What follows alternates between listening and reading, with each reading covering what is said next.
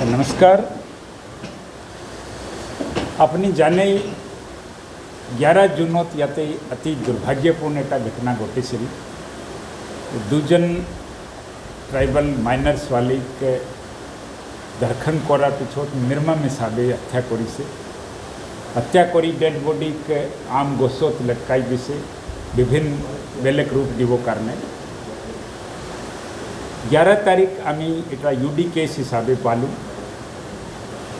12 जूनत FIR regular FIR लईसु।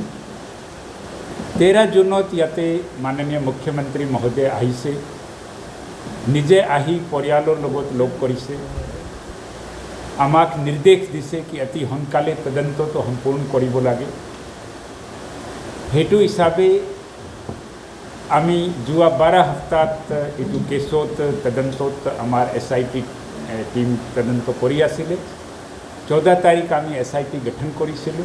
गठन करार पिछोत SIT scientific हिसाबे पूरा तदंतो कम्प्लीट करिसे। আজি आरोपनामा आमार याते लोकल स्पेशल कोर्ट कोकराझारो दाखिल करा होइसे। चार्जशीट और नंबर आसे 251/21 डेटेड 6/9/21। 12 हफ्तार भितरत आमी तदंतो सम्पूर्ण करिब कारणे एटू আজি कम्प्लीट सम्पूर्ण करार कारणे सक्षम होइसु। याते टोटल 7 जन गिरफ्तार करा होइसिले। गिरफ्तार करार पिछोत 7 जनर पर आमी देखिब पाइसु तदंतो हमें तो 3 जन डायरेक्टली जो आसे इनवॉल्व आसे 3 जन। ये 3 जनर विपरीत 3 जन अभियुक्त और विपरीत विरुद्ध आज आमी आरोपनामा CGM स्पेशल जज पॉक्सो कोर्ट याते दाखिल करिसिलु। तदंतोत इमान दीघलिया तदंतो चलिसे। एटू कारण एटू होइसे कि आरंभनीत याते ब्लाइंड आसिले केस कोनोई सब इंस्पेक्टर जो आसे एटू आरंभनीत हमें लइसे कि केस जो आसे दरखन आसे हत्या आसे बा आत्महत्या आसे केनेको आसे।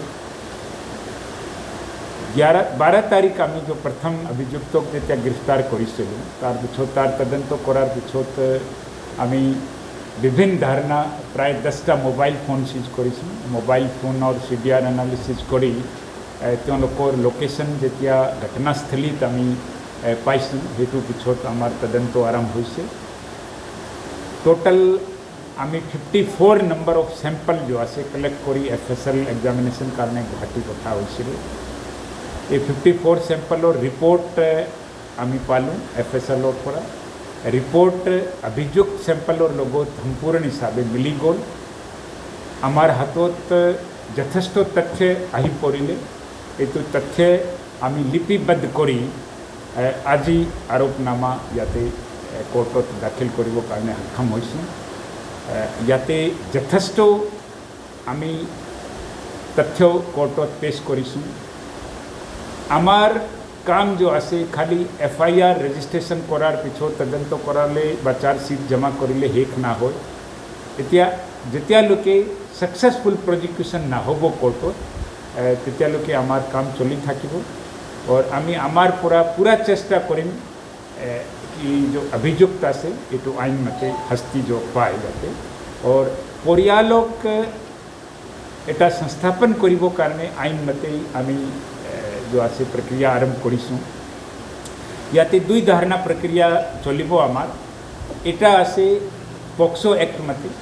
पॉक्सो एक्टत जेतिया अभियुक्त कोर्टर पूरा दोषी निर्धारण करा होबो तार पिछोत परियाल जो आसे आसाम रिहेबिलिटेशन स्कीम मते 2 लाख टका पाबो।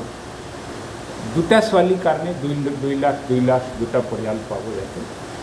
तार पिछोत एटा कम्पनसेटरी स्कीम आरु आसे ST एक्ट में परियालोर जो विक्टिम आसिले एटू ST कम्युनिटी पर आइसिले। एटू कारणे SP साहब इतिमध्ये ऑलरेडी DC साहब मूव करिले और DC साहब जो आसे secretary SC and ST welfare department of लिखिबो तात कंपनसेशन 8,25,000 मान आसे তাত কম্পেনসেশনৰ কিছুমান নীতি নিয়ম আছে।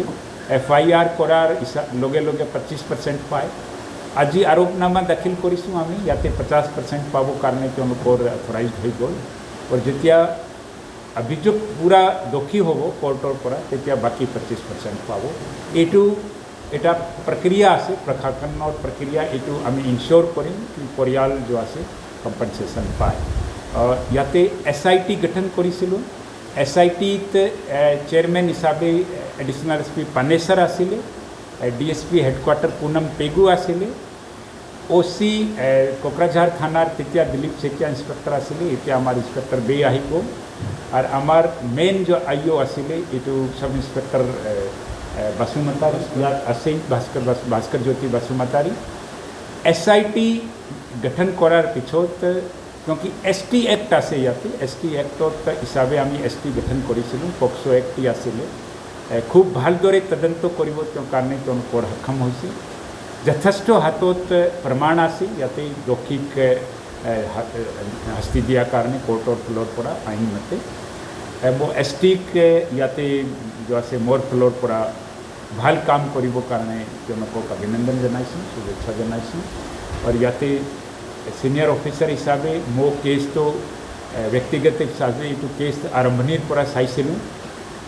মোৰ SP মিলি পেলাই প্ৰায় 4টা ডিটেইল ছুপাৰভিজন নোট লিখিছোঁ কি কেনেকুৱা কি তদন্ত কৰিব লাগে, কেনেকুৱা কৰিব লাগে। সেইবিলাক SIT পূৰা ভালদৰে মেটিকুলাছলি কাম কৰিছে। আৰু মই আশা ৰাখিছোঁ কি এতিয়া স্পেচিয়েল কোৰ্টত ফাৰ্ষ্ট ট্ৰেক হিচাপে ইয়াৰ ট্ৰায়েল চলিব।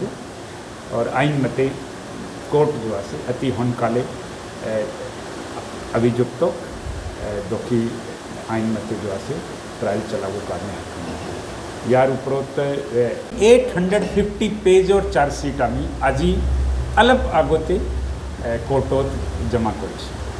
8 পেজ, তাতে চাৰ্জশ্বিটৰ লগতে এক্সপাৰ্ট অপিনিয়ন ৰিপৰ্ট FSLৰ পৰা হওক, মেডিকেল অথৰিটিৰ পৰা PM ৰিপৰ্ট হওক, सर्विस प्रोवाइडरों पर मोबाइल फोन रिपोर्ट सब मिलाई पेले डॉक्यूमेंट चार्जशीटर लगत लिपिबद्ध हिसाबे आम नथी कर जमा कर। फास्ट ट्रेक अदालत आजिर পৰা অফলাইন মোড আৰম্ভ হৈছে গোটেই অসমত। এতিয়ালৈকে অনলাইন মোড আছিলে। কোৰ্টৰ ওপৰত আছে অনলাইন আৰু অফলাইন দুটা চলাব পাৰে, হাইব্ৰিড মোড বুলি কয়। যদি এনেকুৱা আমি কোৰ্টত স্পেচিয়েল এটা পেটিশ্যন দিম কি ইয়াতে ফাৰ্ষ্ট ট্ৰেক ट्रायल करिबो कारणे व्यवस्था करिबो लागे। और माननीय कोर्ट जो আছে निजे निश्चय ये संज्ञान लोगो। सर ने ऑलरेडी एक्सप्लेन कर दिया है। जो मेन 3 एक्यूज्ड हैं उसमें से एक्यूज नंबर 1 था Farijul Rahman, age 22 years, son of Aminul Sheikh और Salbari, PS Kokrajhar, district Kokrajhar. Second accused Nasibul Ali Sheikh, age 19 years, son of Hamidur Sheikh, Salbari police station Kokrajhar. और थर्ड है Mujammil Sheikh, age 20 years, PS Kokrajhar. इन तीनों के खिलाफ हम अभी चार्जशीट जो हमारा फाइनल फॉर्म है वो हम सबमिट कर रहे हैं। इनके खिलाफ सफिशिएंट एविडेंसेस हमारे पास में है। अलग अलग टाइप का जो state of art technology use करके फॉरेंसिक हो, मेडिकल हो और जितने भी ह्यूमन इंटेलिजेंस लगा के जितने भी अलग अलग टाइप के एविडेंसेस हम जमा कर सकते करके now we are confident enough कि इन्वेस्टिगेशन बहुत प्रॉपरली हुआ है। एंड वी आर कॉन्फिडेंट कि इनको ज़्यादा से ज़्यादा सख्त से सख्त सज़ा मिलेगी।